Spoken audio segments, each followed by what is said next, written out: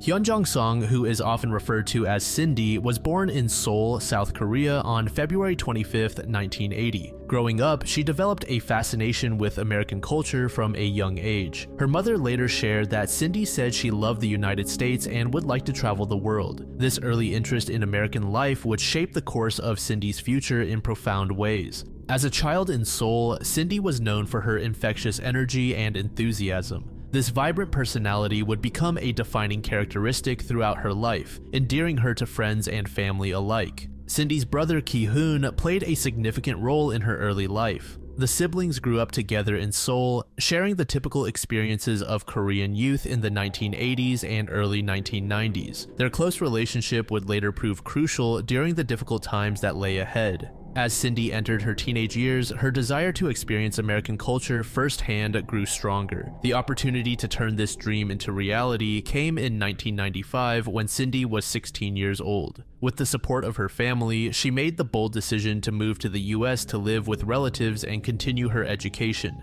That summer, Cindy left behind the familiar surroundings of her birthplace and embarked on a journey to Springfield, Virginia. Upon arriving there, Cindy moved in with her aunt and uncle, who would become her guardians in the United States. Her aunt, Young Kim, would later play an important role in sharing information about Cindy's life in America. Adjusting to life in a new country presented numerous challenges for the 16-year-old. She had to navigate a different educational system, improve her English language skills, and adapt to American cultural norms. Despite these obstacles, Cindy's natural enthusiasm and adaptability served her well during this transition period. Her American education began at Hayfield Secondary School in Alexandria. For a year and a half, she immersed herself in the American high school experience, making new friends and embracing the opportunities available to her. After her time at the school, Cindy transferred to Randolph-Macon Academy, a private coeducational college preparatory school in Front Royal, Virginia. This change in schools provided Cindy with a more rigorous academic environment and additional opportunities to prepare for college life.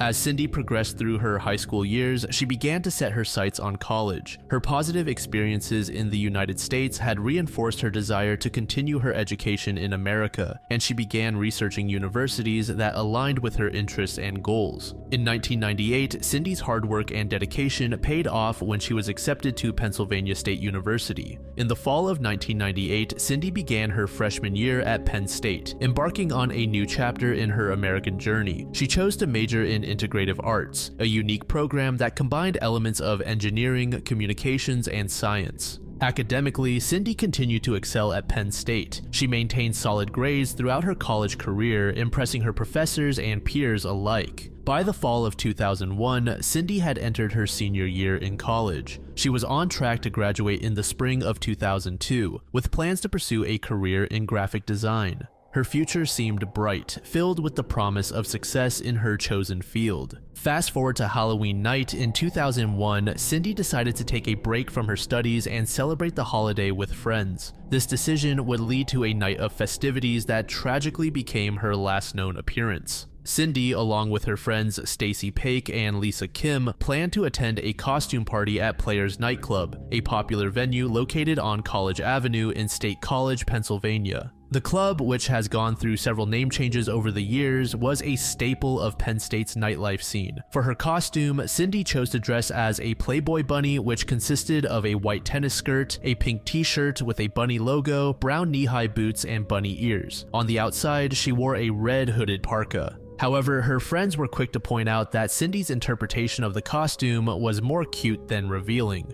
Throughout the night, Cindy was observed speaking with several young men. Among these interactions, she seemed to particularly hit it off with a pair of twins. These conversations were later noted by investigators, who would attempt to locate and interview these individuals as potential witnesses. The Halloween party at the club continued until 2 a.m. on November 1st when the club closed as per local regulations. At this point, Cindy and her friends left the venue, but their night was far from over. They made their way to a friend's apartment located in the Park Hill complex, approximately half a mile northeast of the club.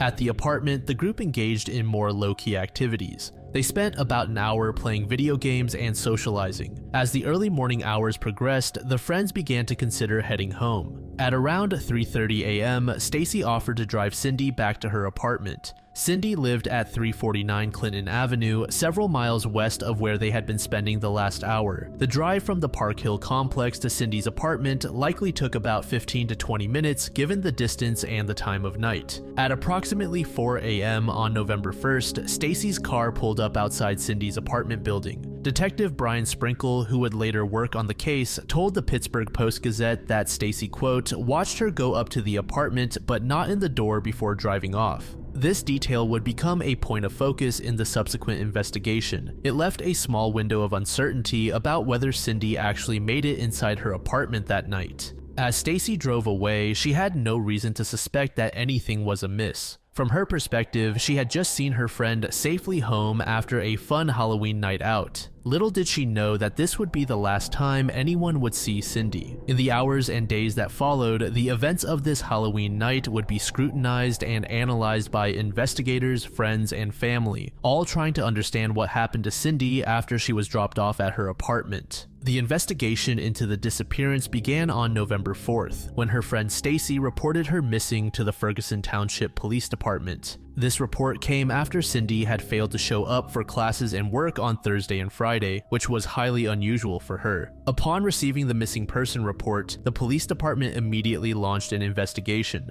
However, the initial response faced some challenges. As it was a weekend, the case was initially handled by patrol officers, with Detective Sprinkle only starting the full investigation on Monday. This delay of a few days would later be criticized as potentially crucial time lost in the early stages of the investigation. When police first entered Cindy's apartment, they found a scene that raised more questions than answers. The apartment was locked and there were no signs of forced entry or struggle, which initially suggested that Cindy had left voluntarily. However, the items found in the apartment painted a puzzling picture. Inside, investigators discovered Cindy's backpack, which contained her cell phone. This was a significant find, as Cindy's friends noted that she never went anywhere without it. The presence of the phone in her apartment suggested that if Cindy had left, it was likely not planned or for an extended period. On the bathroom counter, police found the fake eyelashes Cindy had been wearing as part of her Halloween costume. This detail indicated that Cindy had indeed returned to her apartment after the party and had begun to remove her costume. However, curiously, the rest of her costume, including the distinctive brown knee-high boots she had been wearing, was nowhere to be found in the apartment. Another puzzling detail was the absence of Cindy's purse, which contained her driver's license and various cards. The missing purse suggested that Cindy might have left her apartment again after initially returning home, perhaps to run an errand. As the investigation progressed, detectives uncovered several items in Cindy's apartment that suggested she had not planned to disappear. They found 2 tickets for an upcoming Britney Spears concert, a receipt for a new computer that was due to be delivered on November 6th, and a printed letter and resume for a graphic design internship she was hoping to secure for the following year. These future plans indicated that Cindy had every intention of continuing her life as normal, making her sudden disappearance all the more baffling. Detective Sprinkle and his team began to meticulously analyze Cindy's recent activities and communications. They checked her phone records but found no calls made or received after she arrived back at her apartment around 4 a.m. on November 1st. Similarly, an examination of her credit card and bank statements revealed no activity after that time. Investigators also delved into Cindy's email accounts, including both her Penn State email and personal AOL account. However, this failed to uncover any suspicious correspondence or hints about her whereabouts. As part of their initial investigation, police conducted extensive interviews with Cindy's friends, particularly those who had been with her on the night of October 31st. Stacy and Lisa, who had attended the Halloween party with Cindy, were questioned multiple times. They provided detailed accounts of the evening, including their time at the club and the subsequent visit to a friend's apartment at the Park Hill complex. The police also interviewed Cindy's roommate, who had returned from a family trip on the afternoon of November 1st. Her statement that she found the apartment locked and empty when she returned helped investigators narrow down the time frame of Cindy's disappearance. As the investigation into the disappearance progressed, several theories and leads emerged, each offering potential explanations for the vanishing. In the early stages, authorities considered several possibilities. The theory of voluntary departure was quickly dismissed due to the lack of evidence supporting it. Cindy had left behind her cell phone, which friends noted she never went anywhere without. Additionally, she had future plans indicating she had no intention of leaving. Investigators also considered but deemed it unlikely given Cindy's recent activities and demeanor. Her friends reported that she was in good spirits on the night of her disappearance, and there were no indications of ideation. As time passed without any sign of Cindy, abduction became the primary theory. The circumstances of her disappearance, including the missing items from her apartment and the lack of any communication, pointed towards the possibility of foul play. One of the earliest theories developed by investigators was that Cindy might have left her apartment voluntarily after returning home, possibly to visit a nearby 24-hour market. This theory was based on several factors. Cindy's purse, containing her keys, driver's license, and credit cards, was not found in her apartment. This suggested she might have taken these items with her if she had left voluntarily. Cindy's friends mentioned that it wasn't unusual for her to make late-night trips to stores for snacks or household items. Additionally, the bunny costume Cindy had been wearing was not found in her apartment, leading investigators to speculate she might have still been wearing it when she left. To pursue this lead, investigators attempted to review surveillance footage from nearby 24-hour establishments, including a giant food store and a Walmart. However, they encountered a significant setback when they discovered that the surveillance tapes had already been recorded over by the time they sought to review them. A few days after Cindy's disappearance, a potentially significant lead emerged from Philadelphia, nearly 200 miles from State College. An anonymous witness reported seeing a woman matching Cindy's description in Philadelphia's Chinatown district. The witness claimed to have seen a young Asian woman resembling Cindy inside a vehicle with an unidentified male. According to the witness, the woman was crying out for help, but the man interrupted her and told the witness to leave. Based on the witness's description, a police artist created a composite drawing of the alleged abductor. He was described as a man with olive to light brown complexion and medium-length hair. However, this information proved challenging to verify. The witness's story reportedly changed several times during subsequent interviews. Investigators were unable to corroborate the sighting with any other witnesses or evidence. The significant distance between State College and Philadelphia raised questions about how Cindy could have traveled so far without leaving any trace. Despite these challenges, authorities continued to pursue this lead, hoping to identify and question the man described by the witness. They emphasized that he was not considered a suspect, but rather a person of interest who might have valuable information. In 2003, a startling lead emerged that would become one of the most controversial aspects of the case.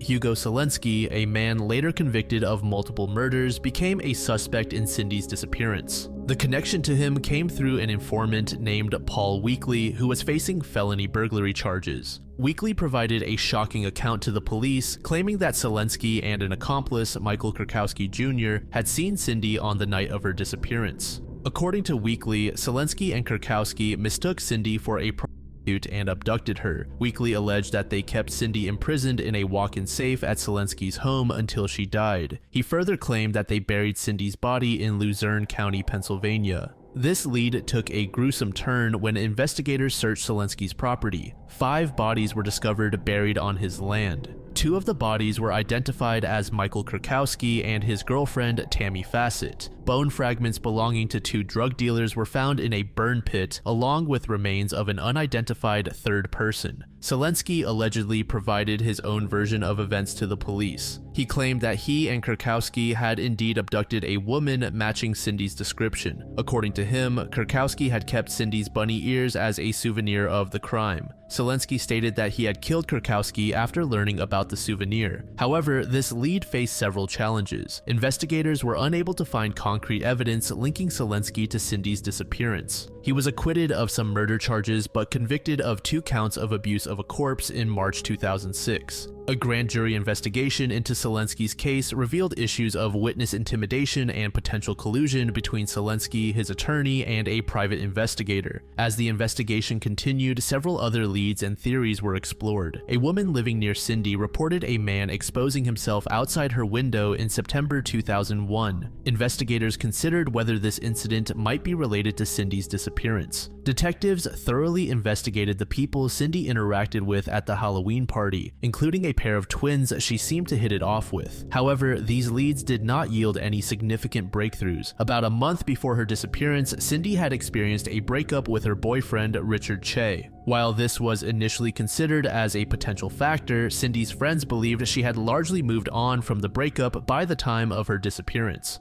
Some speculated that Cindy might have been a victim of human trafficking, especially given the reported sighting in Philadelphia. However, no concrete evidence emerged to support this theory.